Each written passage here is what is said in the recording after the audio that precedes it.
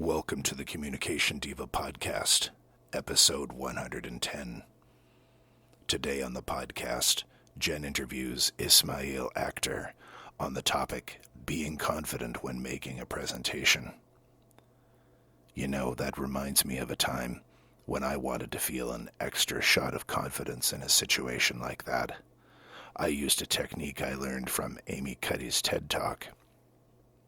Just before a presentation or interview, she would go into the women's restroom and raise her arms above her head, punching the air like an athlete celebrating a win. Just mimicking the body language made her feel more confident. So I tried it out, and it worked. I really did feel more confident. Unfortunately, that great feeling of confidence was erased by the fact that the three women who were in the women's restroom when I walked in were really upset and called security. Thanks for nothing, Amy Cuddy.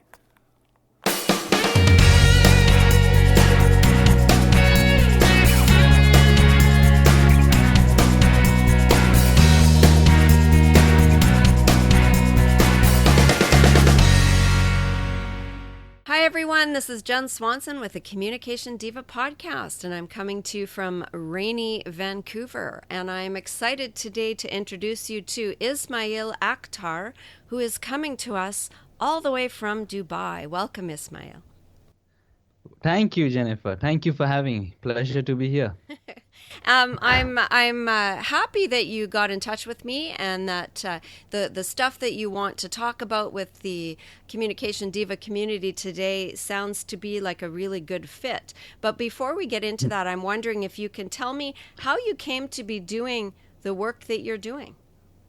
Yeah, so now usually people have this very, you can say a huge low, which I like to put it as that huge low. And then they strike up and do something great. While for me, it was something which is very common today in students. I was that person, who knew the answer, that nerdy guy who knew every answer, but I would just not put my hands up so that I don't have to stand in front of people and answer the question. Now, this was something that I always was left a little unsatisfied and unfulfilled, because I always felt I knew this and I could share, I could tell this, but there's something that held me back. This was when you were a student? So, yes, this was when I was a student. When I was in 5th standard, 6th standard, that's when this was happening. And actually I started feeling that, okay, I need to do something. I need to do something about it so that actually I can speak and I can share my thoughts. I mean, just answering a question is just like sharing a thought, isn't it? Sure. So this is something that kept me on for a couple of years. Well, finally, I had an opportunity, a breakthrough opportunity with the Toastmasters, which is a public speaking organization that gives people the opportunity to speak and overcome their fear. So what happened was, when I was in high school, there was an event that happened for these Toastmasters, for the students. They organized one for the students. So they came to our school and they hosted their show, they gave us opportunity to speak as one would in a Toastmaster. So this was very exciting because it was really the first time I was freely talking about things. I would just share my thoughts, feel comfortable, feel within myself. And I felt I'm getting better at this. So that's how things started off. And after that, I went on to become a member of Toastmasters, and building on that, I felt this is something that has to be spread around the world. This is something that every single person who fears and who feels that they have something they can share should share. So then I started off with this Elevanto movement, which is basically where people inspire people to inspire others through public speaking. Public speaking, I feel, is the most direct communication to share something.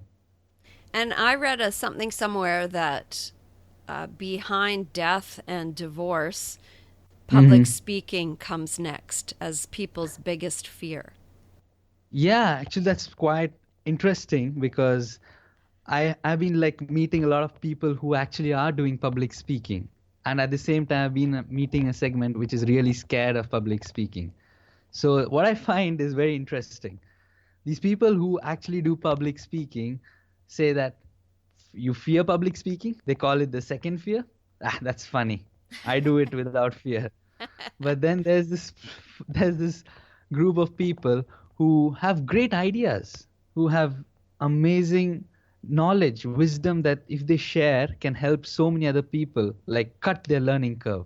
Like I know so many people who are so good at their craft, like marketing, digital marketing, so good at that.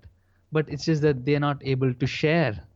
And probably if they can teach people, that will just not help themselves, but it will help so many other people.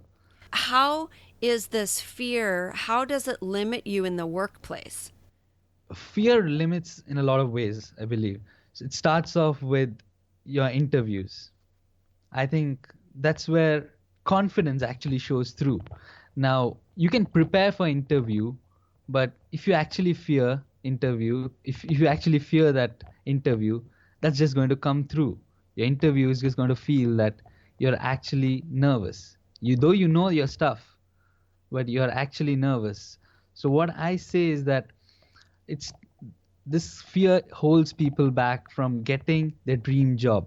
And I would start with dream job because every student who graduates has this one or two places that he really wants to work for. And for that, it just doesn't happen by sending out your resume. Right. That just doesn't work that way. You can send 200 resumes, doesn't matter. There's someone who's sending 1,000 resumes. So what has to happen is something it has to start before you even do that. Probably when you're in college or probably even in high school if you know where you want to go. So I would say that starts with something like informational interviews. You call people up, experienced people in your field where you want to, the company that you want to work, and you invite them for a 10-15 minutes coffee just to have a chat with them. And even for that, you need a lot of confidence. So how do you get the confidence when you're facing an interview or you're thinking about applying to a job where you're hoping to get an interview? How do you face that fear, and what do you do to help yourself be more confident? Yeah, that's very interesting because when it comes to fear, once that fear is overcome, you become confident. So what I'm saying is you're fearful, right? At this point, you're fearful, you're afraid of taking action. So what I would say is one word: courage. When you become courageous, you start taking action. So what I do is usually when people come with this fear of presentation, like I think there's something with presentation in workplace. So when they come with presentation, they feel that, okay, now I'm in the middle level. Now I have to actually present some idea. So when that happens, they're actually fearful. So what I work through is I tell them, listen, there's something in your life that you're actually very confident right now. And usually there's definitely one area that you're very confident in. So let's assume you're very confident with, let's say, football. So you're very confident with football. But then I'd ask them, how did you start? Were you confident when you started? Was your first kick your sweetest kick? And then they go, no, but it took time, it took practice. Yeah, because, when it comes to sports, it comes to something physical, we are so much like into practice. We are ready to take action.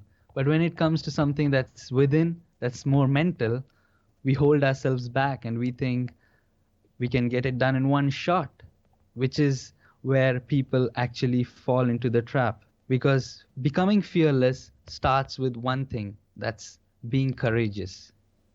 So it's starting within, and it takes a lot of time and a lot of practice to be courageous. And one of the suggestions you had was to do informational interviews, and Yeah. and get used to talking to strangers. Yeah, And actually, yeah, in fact, that's one thing I would like to add to that. When people talk about informational interviews, Now, you don't actually do that interview with an outcome attached to it, like you want that job. Okay. That's another reason why you stress yourself a lot. If you can just do it to gain knowledge, to meet someone new, and to understand more about your industry, that's the right way to approach it. Rather than, I'm going to meet this person because later on I want to pitch him for a job. I want him to do something and help me out get a job in that company, which is not the right way to do it. Do it with no expectations. Absolutely. Don't attach yourself to that outcome. See it as something that's flowing rather than something you have to stress yourself to get to. Use it as an opportunity to grow rather than something to get from some people. Good. So that's to do that before you have an actual interview. What about when you're right about to go into the room? For the interview? Yeah, when you're right about to walk into the room for the interview, what tips can you give the nervous person? Well, walking into an interview is quite nerve-wracking. It's very similar to something we face sometimes when you go on top of a stage to give a speech. Right. So it's very related there. So the basic thing is, they're like people who advise to cool your nerves. They say you can just sit there, relax, take deep breaths, meditate, just focus for 5 minutes and you'll cool your nerves.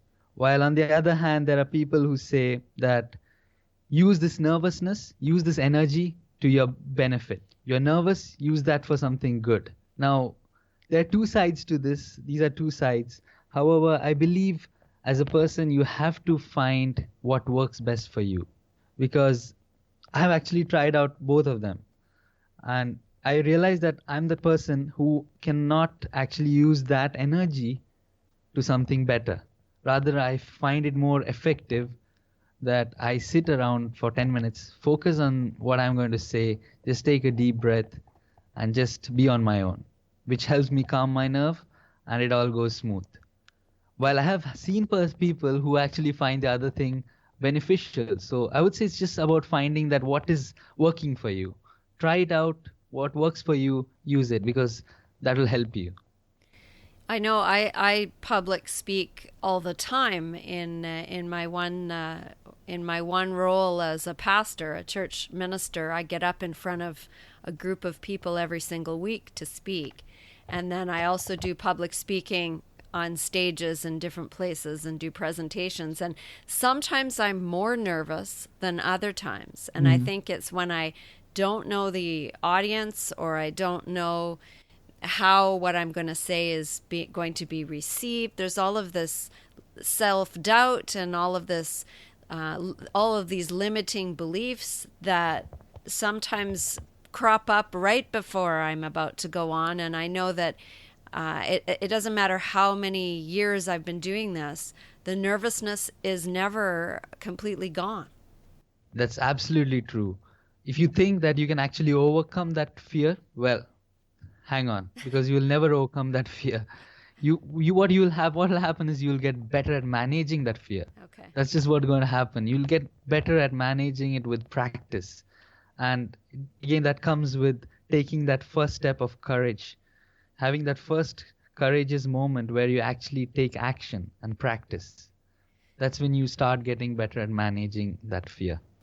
Now, you said something earlier about going back to somewhere in your life where you were confident at something, and that reminds me of NLP, the neuro-linguistic programming techniques of finding, and I think you're familiar with that, but of finding something that you are good at and taking it apart and figuring out what the similarities are.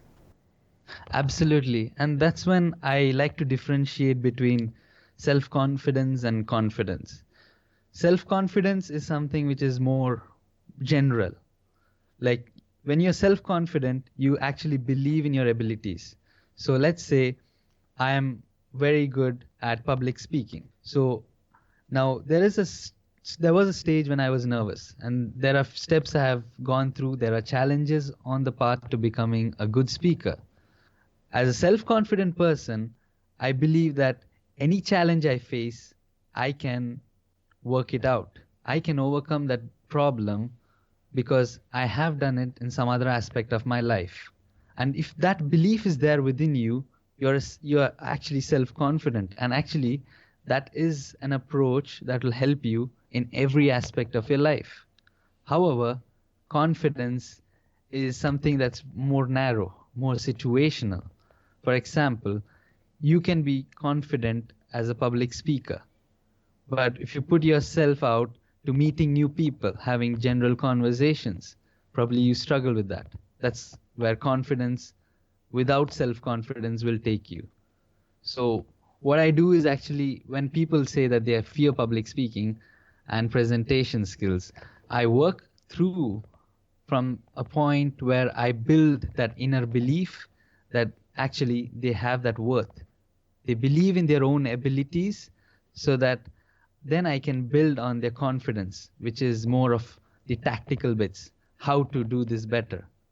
How to be confident, you would be like more of how and what's, and self-belief would be more of your why, the purpose. So once you actually believe in what you want to do is so much stronger, and you believe in your abilities to achieve that purpose, the confidence will just, so you have to see self-confidence as a building block to confidence. That's what I would say, is like self-confidence builds and confidence falls on top. So, Esmaeel, when you're doing this with a client, what are the steps that you take? Does it take days, weeks, months, and do you give them exercises, or what is the process you take a person through?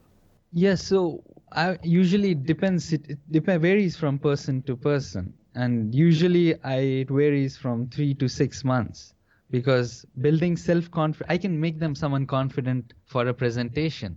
For example, you come to me and you have a presentation in 2-3 weeks. I can work with you and help you get good with that presentation, and you will be confident going in for that presentation. However, if you are asked to present on some other stage, some other subject, you will still not be confident. Will you have to come back to work around again? So what happens is, if someone is really fearful, I try to build on that self-confidence. I give them exercises. Every week we have one call, then I give an exercise. We have the accountability. Next week they come back. I ask them, have they done the challenge? What was the result? Were they fearful? So if sometimes what happens is they did the challenge, but it didn't go well. And then again I repeat that challenge once more sometimes, so that they just get comfortable with it. So it's a process that has to build. First you have to build that self-confidence, so that it'll help you throughout your life rather than just with one presentation. Right, and that will be more useful than just trying to do the one-off.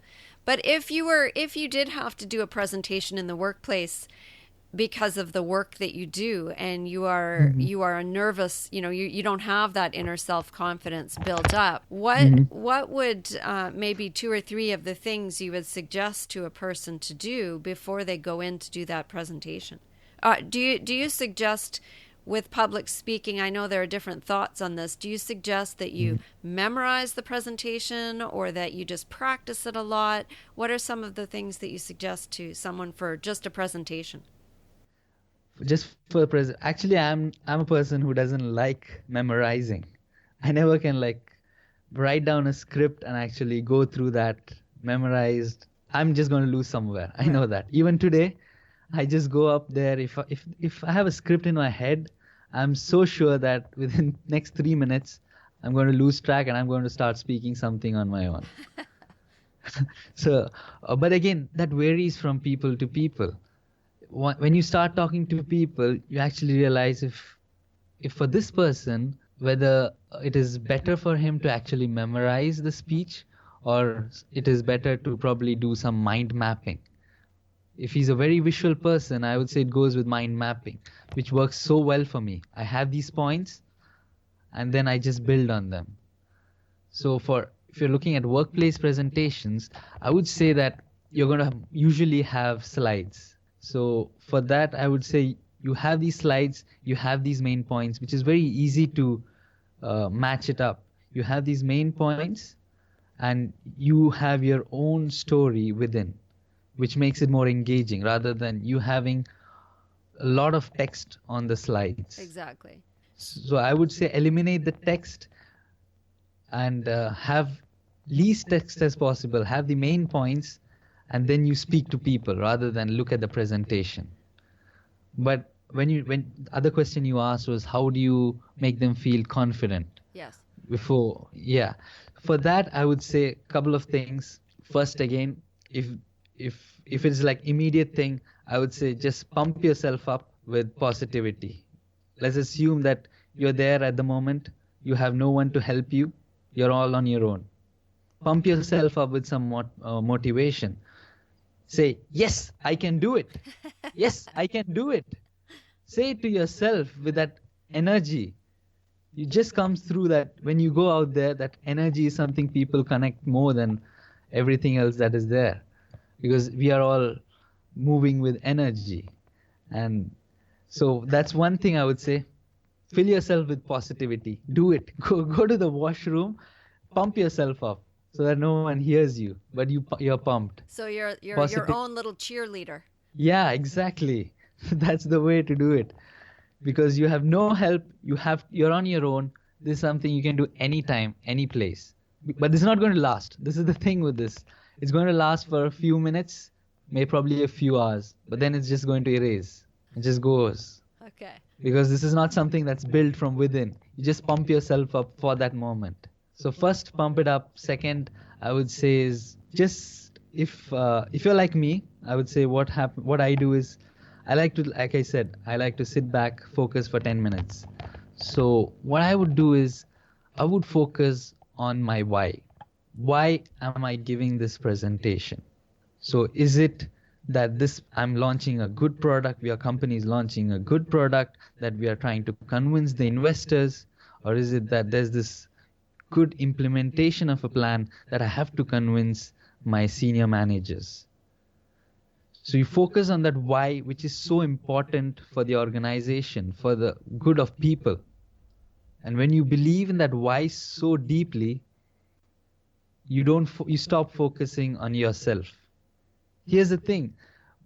The reason this nervousness comes is a lot because of our ego. Oh my God, I might forget something. Right. Oh my God, my past. Oh my God, last time I gave a speech, I forgot. Oh my God, are people going to judge me? Oh my God. So these things are a lot ego-based. I know it sounds a little harsh, but this is the thing. You have to accept that you do have this nervousness and then work towards improving it. Because so many people, they're ready to accept that they fear public speaking or presentation, whatever it is. They fear that they're ready to accept, but not on a public stage. Sometimes even that works. So I'll just give you an example what happened like 2 weeks back to me. Sure.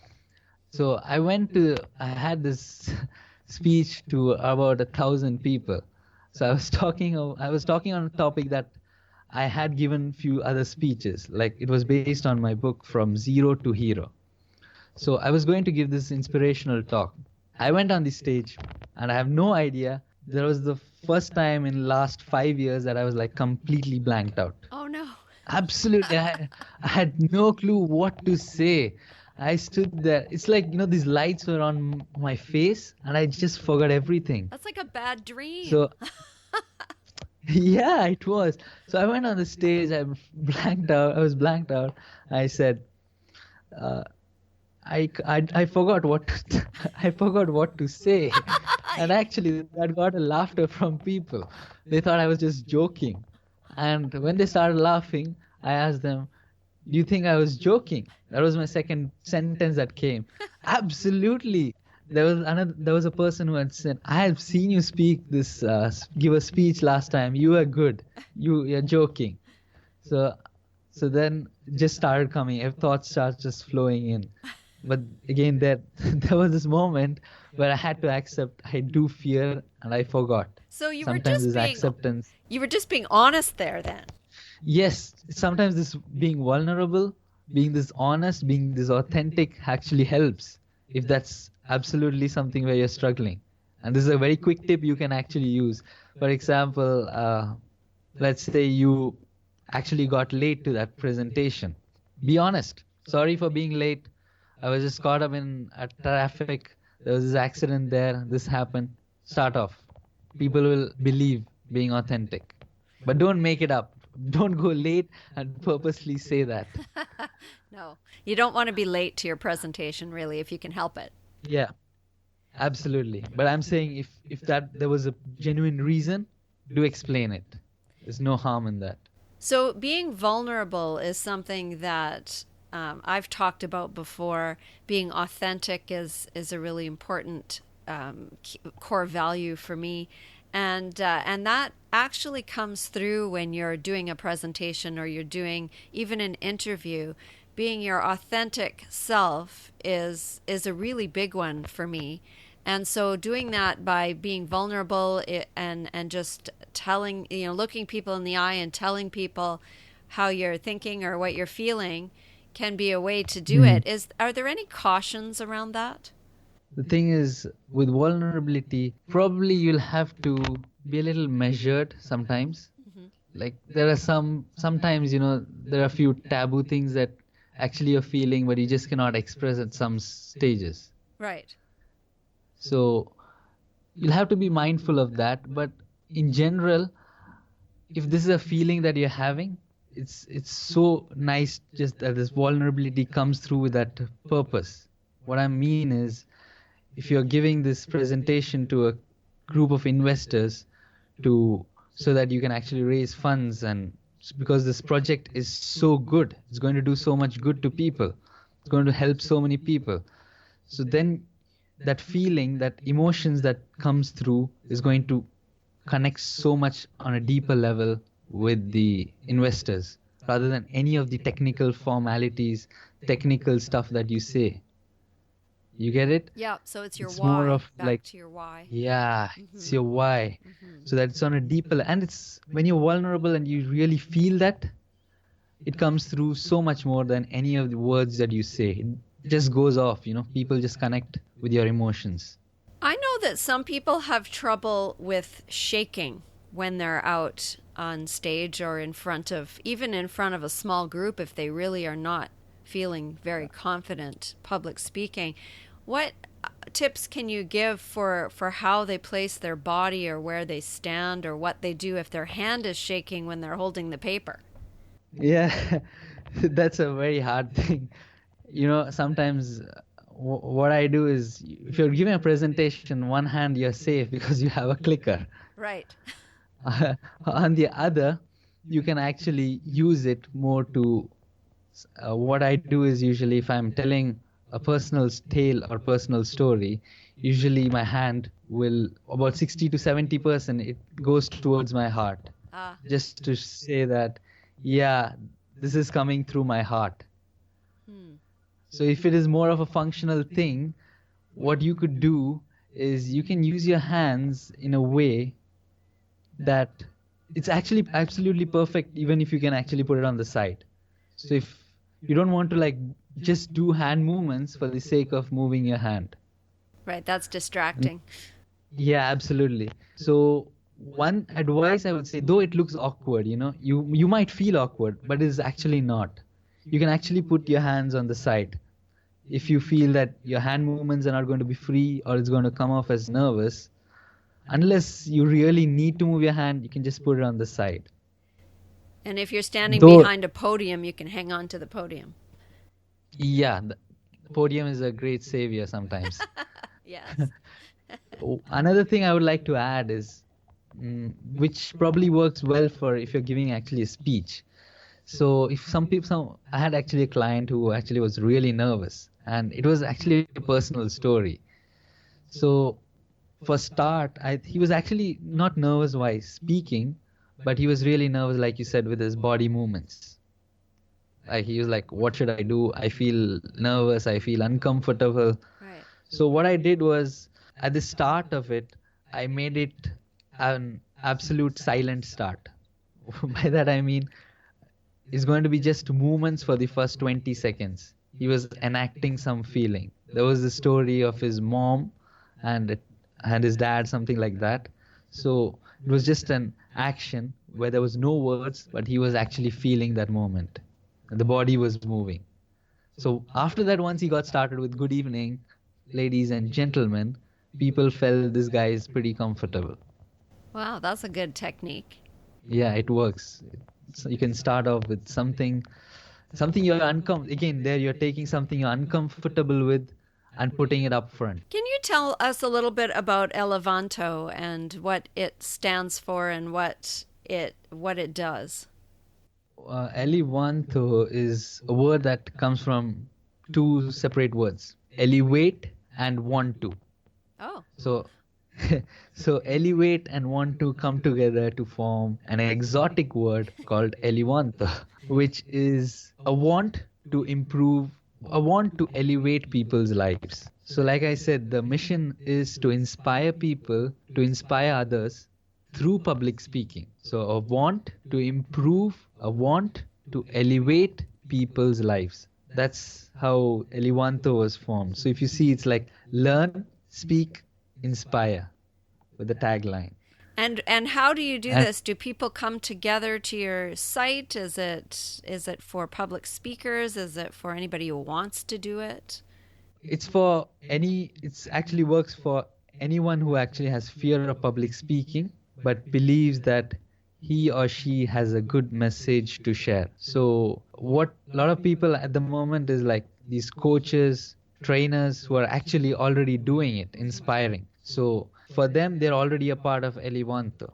Because if you're a coach, if you're someone who's already working on inspiring people, you're actually already a part of Elevanto. While if you're someone, what I really like to work is with people who are actually nervous but have this message to share. So I like to help those people actually come up and become world changers, be those impact people who actually help people sharing their knowledge or idea. So and the basic example is a lot of technical people who have got a technical expertise, like I said, digital marketing. Maybe they're very good at marketing. However, they just don't know. They fear coming on stage and teaching other people or sharing their knowledge.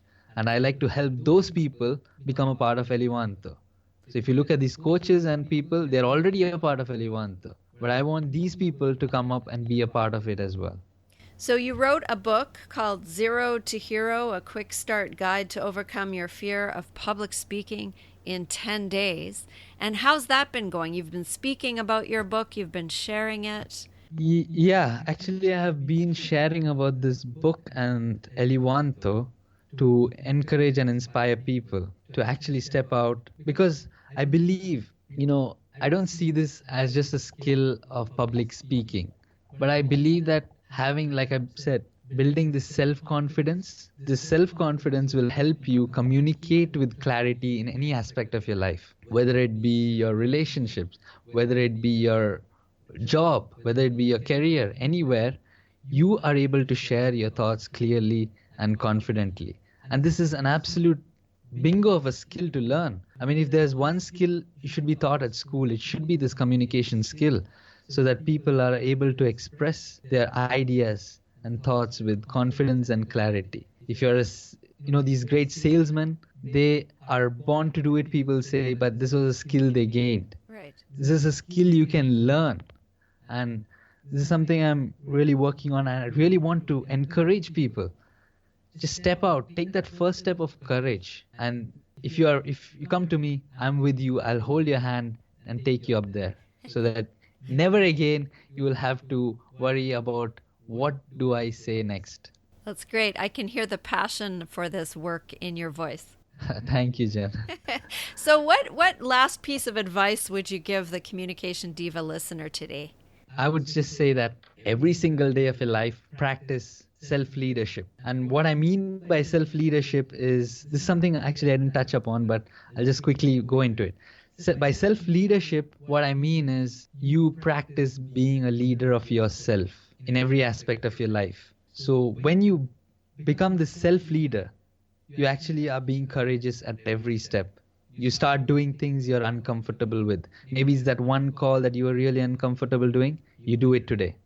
Maybe it is that workout that you missed for the last 1 week, and you're a little uncomfortable doing it today, you start saying, I didn't do it for 1 week, I'll do it tomorrow. No, you be a self-leader, a leader within yourself, and you do that workout today. So that doing that uncomfortable thing every single day builds self-confidence.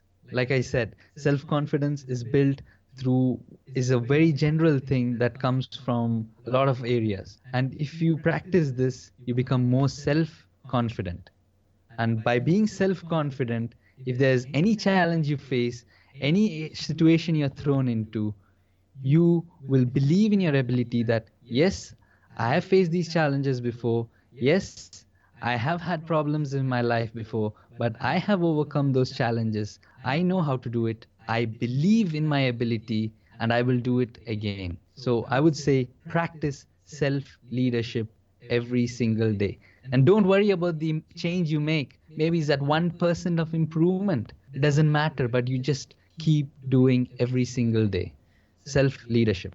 That's good, because the very last chapter of the book that I wrote is called the 30-Day Risk Challenge. And it's a different language. It's getting people to step out of their comfort zone and take a different risk every day for 30 days. So it's similar to what you're saying.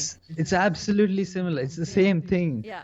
It's the same thing. You put yourself out, and like you said, this 30-day thing you did is wonderful, because it's not about one day. Right. But if you keep doing it for 30 days, it becomes a habit that every single day you're going to do something you feel uncomfortable. And this makes you so much more confident within yourself, within your abilities, so that any situation you'll be able to ace it. That's wonderful. So if people want to know more about you, where can they find you and how can they connect with you? So if anyone wants to know more, they can visit my website, that is elevanto.co, elevanto.co. Don't forget, it is .co, not .com. And you can also hit me up on Facebook, which I always regularly check, because that's where actually I do with my clients, if they have these personal questions, immediate response is required, I'm always there on Facebook to help them out. So you can either visit my website, you can grab my book for free, become a hero in 10 days, and tell me how it transformed your life. Okay, that's a little bragging, but That's good. You're allowed. and you can also reach me out on Facebook. Perfect. Well, it's been just a pleasure talking to you, and thank you so much for sharing all of your work and your passion with the Communication Diva audience. And I wish you all of the best in the movement that you've got going here. My pleasure, Jennifer. Thank you so much for having me. And I wish you all the best with Communication Diva, because we both are doing something very similar, where we are inspiring communicators with thoughts and clarity, so that they speak with confidence and clarity. So I think we both are on the same line. I wish you all the best as well. Thank you. Well, take care. Thank you very much, Jennifer. So my conversation with Esmaeel Akther, who is the author of From Zero to Hero, a quick start guide to overcome your fear of public speaking in 10 days. And he is also the creator of elevanto.co. And I encourage you to go over and check out all of his work and the stuff that he's doing and the people that he is gathering together in this movement. And I thoroughly enjoyed my conversation with him.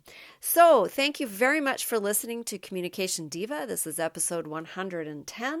And if you liked this episode, I ask you to please go over to iTunes and give us a review.